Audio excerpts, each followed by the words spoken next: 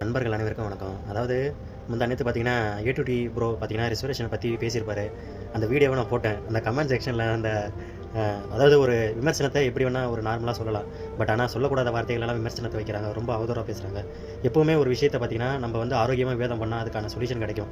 Comment செக்ஷன்ல அசிங்கமா திட்டுறாங்க. ரொம்பவே டிஸ்கஷனா இருக்கு பார்க்கறதுக்கு. ஏன் மக்கள் இப்படி இருக்காங்க? ஹிந்தி என்ன பெருமை பண்ணணும், தமிழ் என்ன பெருமை பண்ணணும், ஜாதின்னு வந்துட்டா மட்டும் மக்கள் இப்படி வந்து ரொம்பவே பிளவுபட்டிருக்காங்க. உடனே வந்து அ பள்ளிக்கூடத்தில ஜாதி சான்றிதழ் கேட்குறாங்க. உங்க எஸ்சி, எஸ்டிக்கு மட்டும் தான் இது ஸ்காலர்ஷிப் தராங்க. இந்த மாரிலாம் பேசிட்டு இருக்காதீங்க. அதாவது நம்ம கொஞ்ச நேரம் ஒரு 2000 வருஷமா இருந்த ஒரு ஜாதின்ற விஷயத்த அரசாங்கம் எதுக்கு இந்த மக்களுக்கு குடுக்குதுன்னு கொஞ்சம் திங்க் பண்ணி பாருங்க. எந்தவித அடிப்படை புரிதல் இல்லாம விமர்சனம் பண்ணிட்டு இருக்கீங்க. விமர்சனம் வைக்கிறது தவறு இல்ல. அது வந்து எப்பவுமே ஒரு விமர்சனம்ன்றது ஆரோக்கியமான விமர்சனம் இருந்தா ஒரு விவாதங்கள் உருவாக்கலாம். 2 பேரும் டிஸ்கஷன் பண்ணி அதுக்கான சொல்யூஷன கண்டுபிடிக்கலாம். பட் ஆனா இங்க விவாதமே ரொம்பவே டிஸ்கஷனா இருக்கு. அதாவது சொல்லக்கூடாத வார்த்தைகள கமெண்ட் பண்ணிட்டு இருக்காங்க. தயவு செஞ்சு கொஞ்சம் சிந்திச்சு பாருங்க. ரிசர்வேஷன பத்தி முழுசா படிச்சுட்டு உங்களால முடிஞ்ச அளவுக்கு அண்டர்ஸ்டாண்ட் பண்ணுங்க. விமர்சனம் வைக்க வேணாம்னு சொல்லல. கண்டிப்பா வைங்க. தப்புலாம் கிடையாது. பட் அது ஒரு ஆரோக்கியமா இருக்கணும்னு சொல்லி கேட்டுக்கிறேன். ரொம்ப நன்றி. வணக்கம்.